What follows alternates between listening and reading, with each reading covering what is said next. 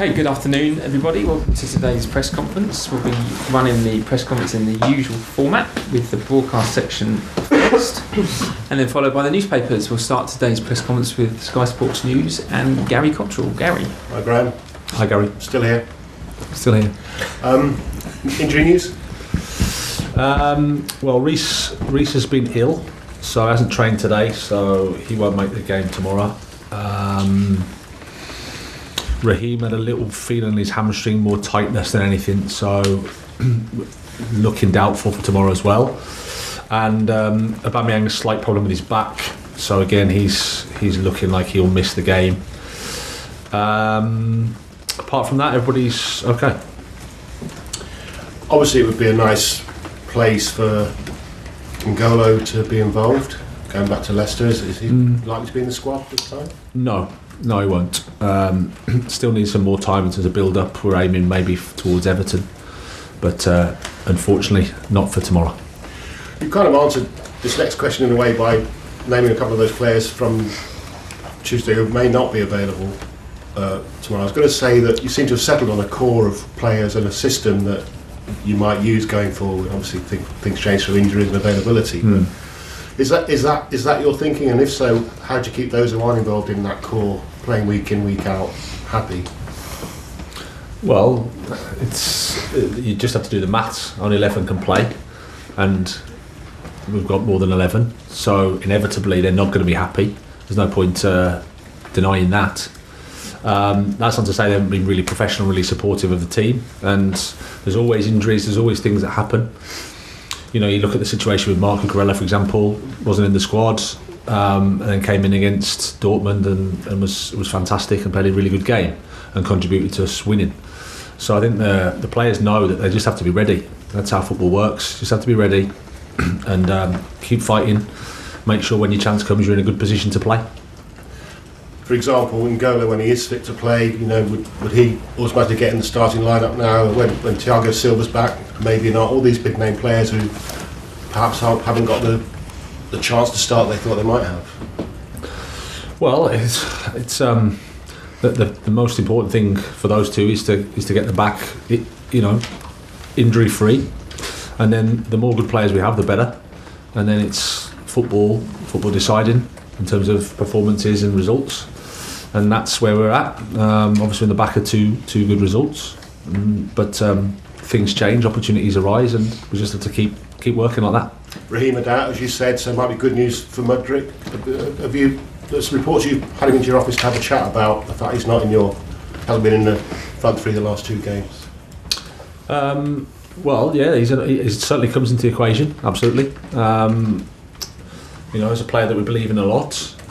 He's adapting to the new situation. He's, when he arrived, he was in the middle of start of a pre-season campaign, really. So to come in and hit the Premier League run is not so easy to do. But day by day and week by week, he's getting stronger and stronger. So he'll be in the squad tomorrow, and there's a chance that he can play. And Mason Mount, how do you keep him happy? Well, he's the same as everybody else. He wants to play. At the moment, he's just suffering with a slight injury, so he probably needs a little bit more time before he's available properly. But he's happy around the place. He wants to help the team. It's absolutely normal with Mason. No change in that. Wants to help. Wants the team to win. Wants to get injury free and play football. And just finally from me, you said that you had a brief word with the chairman on Tuesday that you said you're still here. Can you give us any more insight into what he said to you and the players afterwards? No, not really. It's like he's the chairman, and I've been doing this job for 12 years, and I speak to the chairman pretty much every week for the 12 years I've been doing my job. It's strange that you keep asking me whether I speak to the chairman or not. I just thought it was such a big night and he looked so happy. Half the beer was gone by the time he came out of the dressing room. I wondered what... Half the beer was gone? Yeah, he took a glass in. Okay. He's probably thirsty. Probably thirsty. He came out. All that cheering he'd done. We'll leave it there. Thanks, Gary. Lindsay, PLP. Hi Graham. Do you want me to say that? Just on the back three that it seems like you've settled on, do you think that the squad is more geared for that now, and is that going to be a consistent approach? Well, even in the 2 games, we've had different back threes. Benoit played against Leeds, and then Marc came in against Dortmund. But we've played that at times this season, and personnel. I mean, Thiago getting injured against Tottenham meant that we had to obviously adjust things. So at the moment, I think it's suiting us quite well, and it's working. So I mean, defensively, as much as everybody's focusing on the other end, and rightly so, because we haven't scored as many goals as we'd like. Defensively, we're up there with one of the best teams in the Premier League. So that's something to be positive about. But clearly, we need to get the other bit right as well, because you need to be balanced and you need to do both sides of the game well. At the moment, we haven't done it as well as we'd like. But the attacking bit is a little bit more difficult to do than the defending side of things as well. But yeah, consistency always helps. On that attacking bit, in your experience, we've always heard people saying even if it goes in off their backside, you know, those goals come from different random ways, and then suddenly a flurry can come. In your experience, is that what you're looking for to get confidence? Well, goals and wins bring confidence. That sounds obvious, but it is. And then it's how you get them. I'm not going to complain however they come, for sure, because the results have been difficult to deal with recently. But the best way is to play well, the best way is to attack well, the best way is to do the things you want to do, and they result in you end up creating chances and scoring goals and winning. That's the best thing. You know, that obviously takes a bit of time, but in the meantime, if you get lucky, I'm absolutely happy with that as well. I know that Gary was talking about Kante. I wanted to focus on Kovacic because he's been back, and I've often thought that he's been one of the underrated players in the Premier League. I wonder what your sense of him as a player, a person, and influence in this squad is. Well, he's been the captain of both games, so that tells you something in terms of how influential he is. Fantastic guy, really like him. Determined character, courage, you know, to take the ball in tight situations. He's fantastic. He sees what he's achieved in his career for his national team, for us here at Chelsea. He's an important player for us. Finally, one on Leicester. They're not going through the best spell themselves at the moment, and Brendan Rodgers under some pressure and scrutiny. But the away form for Chelsea, is this an opportunity now because of the opposition for you to address that? Well, it's always an opportunity to win, but we have to play well. I think Leicester's results have been worse in their performances. They've been a bit unfortunate as well, I think. They're probably suffering from not the best of starts. I'm sure Brendan would agree with that in terms of results, but they've rallied as well, and they've still got some really, really good players. I have huge respect for Brendan for what he's done there. He's a top coach and a top person, so looking forward to seeing him, and it'll be a tough game. John Southall, 5 Live. Great, hello. Hi. So 2 wins. Do you feel that a weight has been lifted off your shoulders a bit in the last week, 2 days?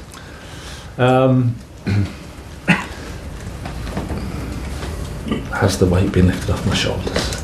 Yeah, in some way. I don't think it's something I get too bogged down with.